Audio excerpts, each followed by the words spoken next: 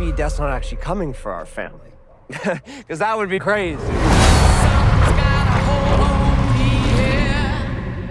Good luck. Hello everyone and welcome to another Real Rap Review. This is JP Bonilla and today I'll be reviewing Final Destination Bloodlines, which you cannot see because of the window, sadly, that's my bad. But anyways, yeah, so Final Destination Bloodlines, I'm a bit late to the party.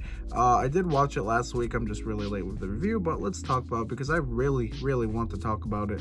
So yeah, I'm a big fan of the Final Destination films. I've seen all of them. I do really love all of them except for 4, but I've never seen anyone like 4. So that's you know, I mean, 4 out of the 5 films I really enjoyed a lot. Like I said, I'm a big fan. I love the concept, and yeah, so what did I think of this film? Well, I thought it was amazing. I really enjoyed it. I thought it was a good addition to the franchise, and basically, like, it's just a great time. Now, I saw it in my local Cinemark. I saw it in the D-Box theaters that they have there. And let me tell you guys, you know, the impact of the deaths and all the stuff and everything, the sound, like, it's awesome. It makes the experience even greater. So if you do have a D-Box theater, I totally recommend going to it and watching this film because it is a lot of fun. It just enhances your experience a lot. At least for me, it enhanced my experience. It definitely did. So yeah, now let's talk about the film itself. Let's focus on the positives first. So the positives, I really like the story. Now, in the past, you just kind of had random people by chance, and Death was targeting them.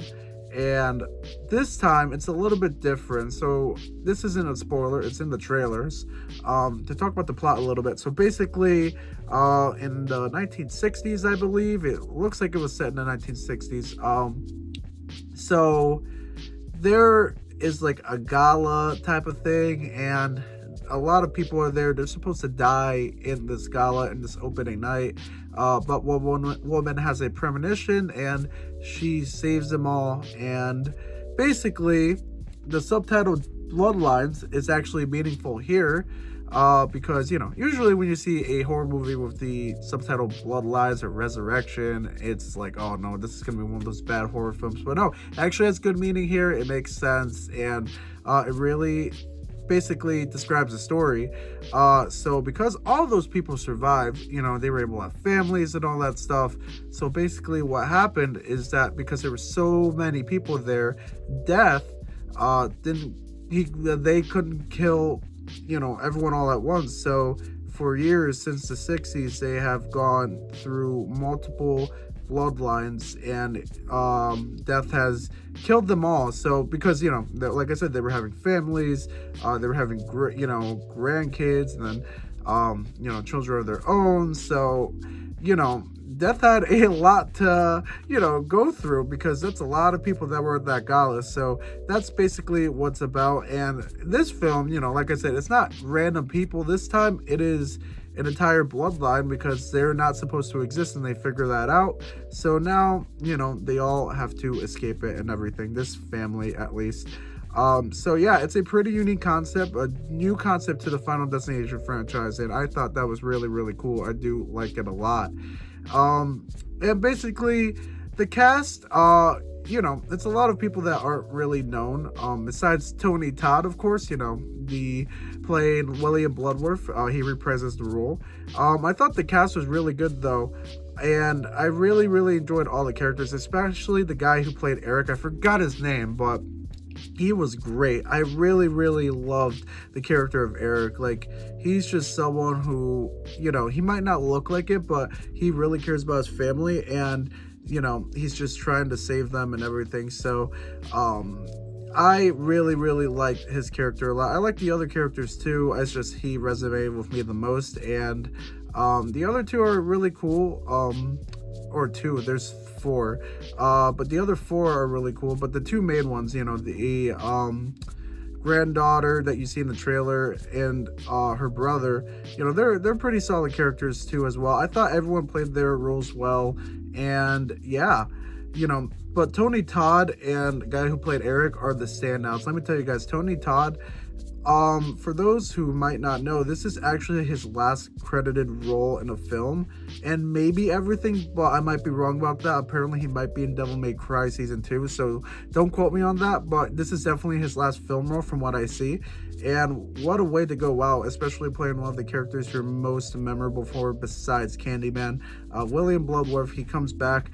This is interesting for Bloodworth because it actually kind of explains everything, because in the other films, he's this mysterious guy, seems to know a lot about death. And as the producers said, and I will repeat this here again, this film actually goes over that and why he knows so much. So it is a really, really cool addition. It's nice that everything ties in all together, and I personally thought that it was a really, really good way to tie in William Bloodworth, to everything and show why he understands death so well. They do have a nice tribute to Tony Todd at the end too. I definitely recommend staying past the credits. It's a really, really cool thing. So it's just a minor small thing, not really spoilers. And I totally recommend you guys stay for that too. The sound editing is great in this one, especially like I said, I was at the D-Box Theater. It was really, really cool. Some smart sound editing here. I really like that a lot.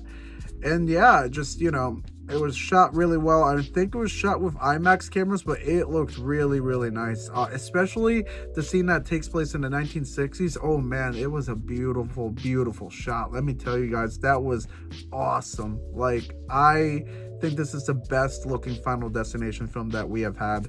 And by far, honestly, by far, I'm gonna be straight up with you guys, by far, I think this was one of the best. I mean, this is the best shot Final Destination film that we have had. So yeah, like I said, there's a lot of positives to this film. Tony Todd was awesome. Everyone was really good.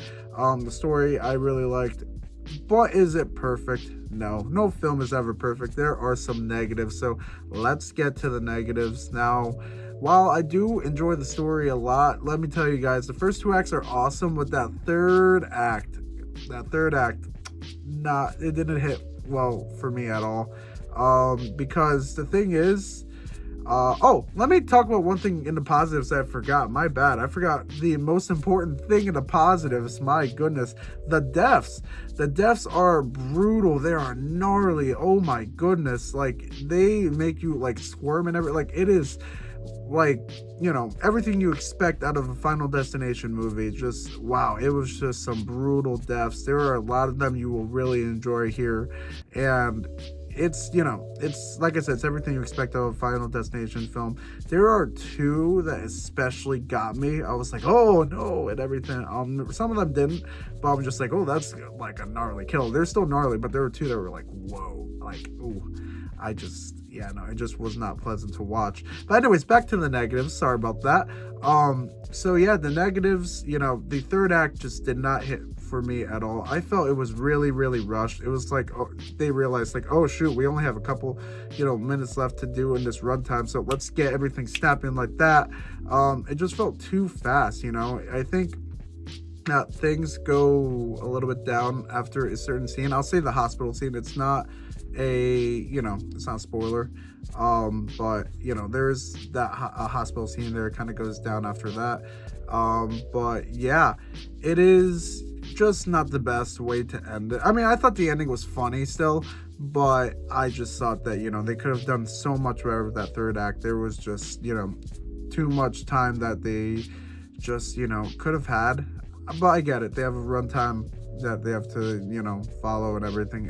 I just wish there was I wish it was able to go just a little bit longer, like a couple minutes longer. I think it would have added a lot to it.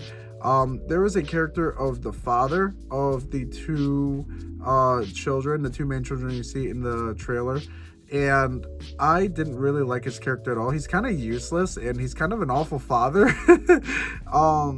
He's like the only one in this film that just like, I don't know, like, he just discredits his daughter at every point. Like, I don't think you're supposed, I mean, I can't say this film isn't supposed to make you dislike him either. I would say that's untrue, and I think that's where it kind of gets me. I just did not really like his character at all. There are some plot holes here as usual, but I can't really spoil them. I will admit that there are some plot holes here.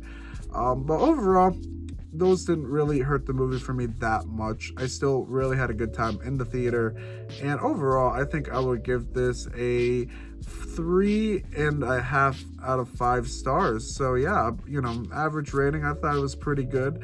What do you guys think? Let me know down below in the comments, and I'll see you next time for the next Real Rap Review. Bye, guys.